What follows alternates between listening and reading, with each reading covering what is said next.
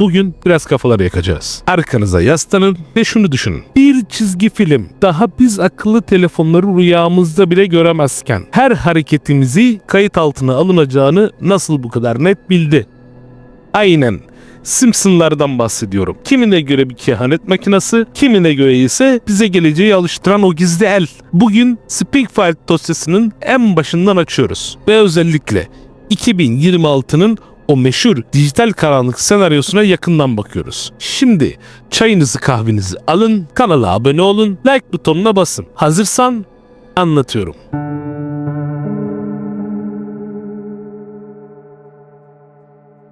Babalar, şimdi gelin en baştan anlaşalım. Bu anlattıklarım kesin böyle olacak diye bir iddia değil. Ama şunu da inkar etmeyelim. Artık dünyada tuhaf bir şey olduğunda hepimiz istemsizce aynı refleksi veriyoruz. Lan Simpsonlar bunu da mı yaptı? Çünkü bu dizi öyle bir noktaya geldi ki eskiden izlerken güldüğümüz sahneler bugün dönüp baktığımız rahatsız edici derecede tanıdık duruyor. Adamlar sanki geleceğe görüyor. Trump'ın başkan olması mesela. O bölüm yayınlandığında kimse bunu ciddiye almıyordu. Resmen dalga geçmek için yapılmış bir sahneydi. Hatta yok artık dedirten bir şakaydı. Ama sonra ne oldu? Gerçek oldu. Hem de 2 defa. Ve bu tek örnek değil. Hani akıllı saatler, bilekten konuşmalar, sürekli izlenen insanlar, her hareketimizin kayıt altına alınması mesela. Bunlar eskiden bilim kurgu diye izlediğimiz şeylerdi. Bugün ise çok normal geliyor hepimize. Normal bir hayat. İşte bu noktada insan durup düşünüyor. Bu adamlar geleceği mi gördü, yoksa bizi yavaş yavaş bu geleceğe mi alıştırdı?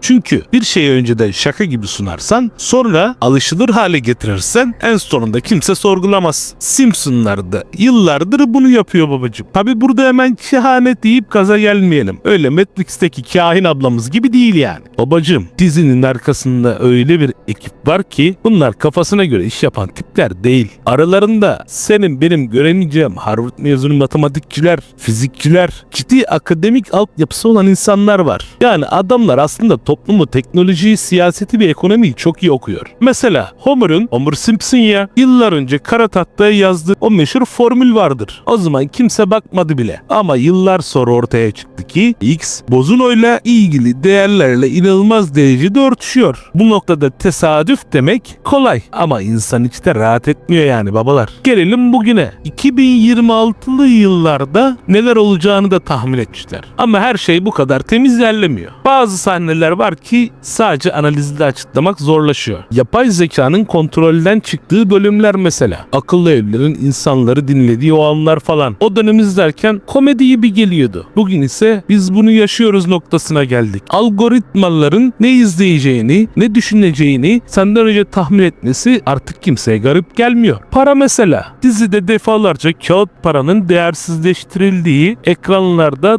dolar çöktü yazılarının geçtiği sahneler var. Bart Simpson'ın dijital cüzdanla ödeme yapması size de bir yerden tanıdık gelmiyor mu yani? Bir gecede her şey dijital olur mu diyorduk.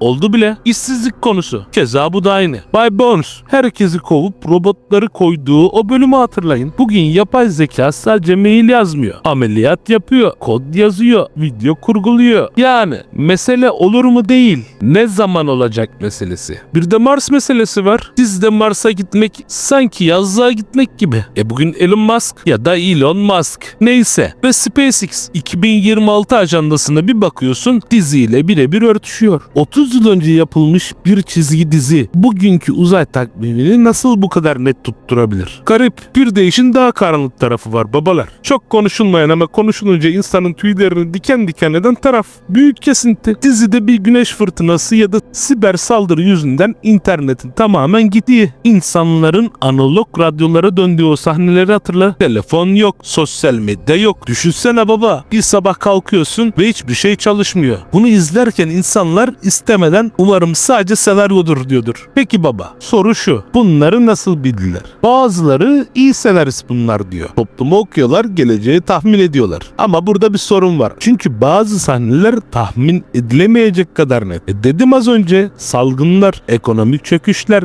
toplumsal kaos. Hepsi yıllar önceden sarı bir çizgi dizinin içine gizlenmişti. Ve bu noktada insanın aklına istemeden şu soru geliyor. Bu insanlar geleceği mi görüyor? Yoksa bizi geleceğe mi alıştırıyorlar? Dizinin yapımcılarına bu sorular soruldu. Bunu nasıl bildiniz efendim denildi. Net bir cevap verilmedi. İnkar da etmediler, açıklamadılar da. Sadece gülüp geçtiler. Diyeceğim o ki babacım, Simpsonlar 1989'dan bu yana 800'e yakın bölümüyle televizyon tarihinin en uzun soluklu dizisi. Ancak onu asıl fenomen yapan şey Donald Trump'ın başkanlığından akıllı saatlere, Disney'in Fox'u satın almasından formüllere kadar onlarca olayı önceden bilmiş olmaları. Mesela dizinin yapımcısı LG'nin bu durumu büyük sayılar kanunu ile açıklıyor. Eğer diyor 800 boyunca diyor binlerce tahmin yaparsanız babacım bunlardan birkaçı doğru çıkması kaçınılmaz. Bu arada o internetteki yine bildi haberlerin %70'i de sahte. Örnek mi? Notre Dame yangını veya Kraliçe Elizabeth'in ölümüyle ilgili paylaşılan görsellerin çoğu olaydan sonra hayran sayfaları tarafından çizilip eski bölüm gibi servis edilmiştir. Evet babacım, sonuç olarak mesele Simpsonların geleceği bilmesi değildi belki de. Mesele bizim onların gösterdiği her şeyi birebir yaşamamız. Belki de en korkutucu kehanet henüz gerçekleşmemiş olan değil. Şu an bu videoyu izlerken bile içinde olduğumuz o dijital dünya. Peki ya sence babacığım, biz bir senaryoda mı yaşıyoruz yoksa her şey devasa bir tesadüf mü? Yorumlarda kapışalım bunu. En sağlam teoriyi kim atarsa sabitleyeceğim. Videoyu beğendiyseniz bir beğen tuşuna çökün. Kanala da abone değilseniz aramıza bekliyorum. Bu arada yorum atmayı unutmayın. Kendinize iyi bakın. Unutmadan analog radyoları da yakınızda tutun. Hadi eyvallah.